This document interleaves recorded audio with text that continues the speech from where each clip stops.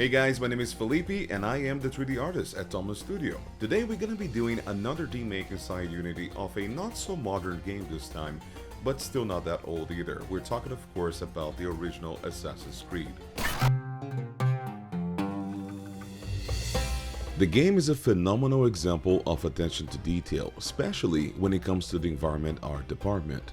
It's known that Ubisoft spends a ton of time researching for these games, and even though they've taken a lot of liberty with the material and historicity, I still think it's a commendable effort in recreating a convincing yet fantastical representation of cities that existed over 800 years ago. So when it comes to being an expert in a subject matter, I would say that they scored pretty well, even with some inaccuracies here and there. It became known that the franchise started off as a potential Prince of Persia spin-off, and though each title has its own merits, I think it's safe to say that the range and the freedom Assassin's Creed brought probably allowed for it to grow way past its humble beginnings. It is very evident though how much the first Assassin's Creed and the PS2 era Prince of Persia trilogy shared a lot in common when it came to the visuals and style. So the first point that I want to bring up today is that all things boil down to understanding basic shapes. If you squint your eyes, it's easy to notice that most things are really squares and triangles. It's no coincidence that I'm using a cube instead of a different shape because it is the most basic three-dimensional object that we can work with, and that's not too different in reality, obviously. One of the first things that I like to teach when it comes to 3D is learning to observe your environment from the perspective of a modeler. These basic geometrical shapes were chosen for a reason. They're part of a very elegant mathematical language. And because our architecture is understood through the logic of math systems, it's no wonder why we see them repeating for millennia. So if you want to be an environment artist, I highly suggest that you start this exercise. Look for shapes wherever possible, or at least try to reduce form into the most basics. Our brain already do most of the job without us even realizing it. Also, this should help you understand what are the most important elements that you should focus more detail on compared to something not so important to the overall shape. In fact, we're gonna go back to this statement in a little bit. The second point is learn how to work with a very limited color palette. Why? Well, because I'm telling you to. No, really, it can actually drastically help you improve in many areas. One to mention is that by constraining yourself to a smaller range of options, that should force you to find smarter solutions for composition and the understanding of focus and value. A lot of indie games make use of limited palettes as well because, well, it helps tighten the art and budget together, and a beautiful art can come from limiting yourself to adjacent colors. Assassin's Creed has very distinctive tones for each of its main cities, and that also comes to play with helping us, the player, in situating where we are in this world. Probably because it can get a little bit confusing sometimes after many hours playing as well, so if anything, this already works from an assistant's point of view. Even though the models have their own colors, for example, the wood is still dark brown, regardless of which city you're in, the use of different light and post effects help create these very unique atmospheres.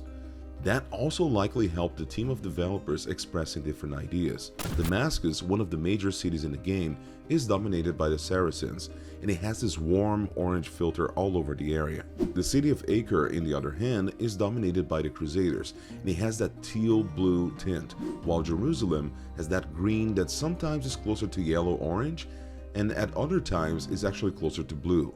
That was probably used to indicate the conflict between these people at the time. Now, how these color choices can make you feel can be very personal and debatable at the same time, but all of them share similarities in their presentation. Everything in this game kind of feels foggy, dense, arid, dusty. You can see a lot of brighter, lighter colors bouncing off walls and rooftops, and generally, that's how I remember this game a lot before revisiting it for this video. I just want to make it clear though that despite having observed all this, I'm not saying that I am particularly great at this. This is as much of an exercise for me as it might be for you. I've come to the conclusion that there's a lot to benefit from experimenting with limited color palettes, both in an indie and AAA context. How long you should stay on this path? As long as you feel you have a good understanding of working within these limitations. Basically, all I'm trying to say here is that if you can pull off making a scene that works well and harmoniously with less, imagine what you can do with more. The third and last point of our video is asset repetition. And talking about asset repetition, I'm reusing the wires from the Red Dead Redemption 2 video. So in case you're asking, yes, that's actually a stretched cube with a few extra segments added in order for the cloth component inside Unity to work. That way, with a little setup, we can simulate physics even with a very low poly object. Props play a major part in helping with the repetition of assets such as buildings, monuments, and anything that is big enough to be noticed as a recycled asset. This is an extremely common practice of AA and AAA studios, and it all comes down with having enough props to distract the player from the fact that it's actually the same house. Although it may need a little bit of forgiveness from the player, just because a game like Skyrim has a few copy and paste dungeons, it doesn't make it a less impressive game, especially when it comes to its scale. And well, Assassin's Creed as well as other open world games are not exactly strangers to this method. How do we make it less noticeable? I was thinking about that for a while, and it's actually not an easy question to answer, and I guess it's all about balance. I would probably recommend you studying photography and painting for a bit more in-depth explanation of what a good composition means, but essentially it's all about looking at all directions, because after all we're talking about a 3D space, and finding that your eyes are not being pulled in any specific direction for too long enough for your brain to notice the patterns. In other words, it's making sure that your design is not overpowering any space of your screen, and the same thing is true with a frame or canvas. Keep in mind that making one area look different isn't good enough. You have to think about making entire game sections work without breaking too much of this illusion. So it's kind of working within a guideline. Let's take for example a bench. We see this commonly placed almost everywhere in the city, so they kind of become invisible to us unless we're choosing to focus on them. Let's call these objects part of the first layer. We could probably add trees, barrels, crates, and things like that into this group. Scaffolds, on the other hand, even though they are common looking objects, they still need to be positioned strategically to give the player pathing to reach certain areas or to help them navigate vertically. And because they are rather boring and simple, they aren't exactly the most noticeable if used correctly. So if you have them scattered enough or positioned in different angles, they could help make a recycled building look more unique. We could probably add these steps, wood frames, and even these water fountains in the second layer. Now let's talk about this red flag, for example. I don't know whether this is an important symbol in this area or not, but just by the way it's positioned, meaning it can be seen from both atop the roofs and from the ground, and the fact the color is so vibrant, you can't help but notice it immediately.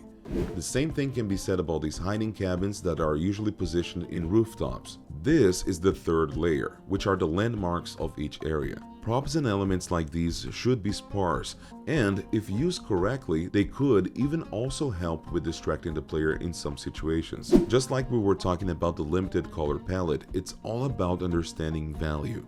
So, a few quick tips. Pay attention to symmetry and uniformity and how each is applied to the layers we discussed just before.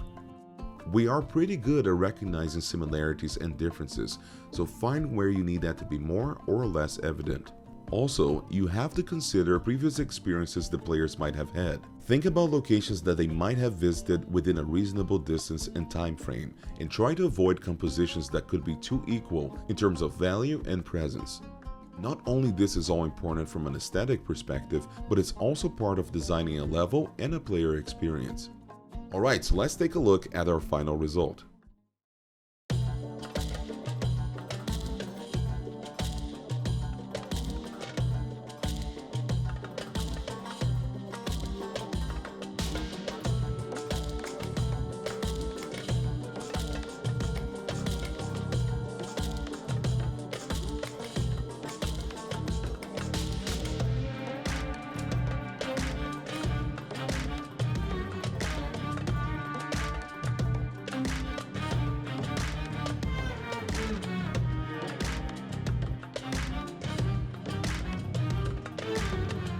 And if you thought that we did a good job, leave a like and subscribe to the channel for more content like this. And I'll see you guys in the next one. Ciao.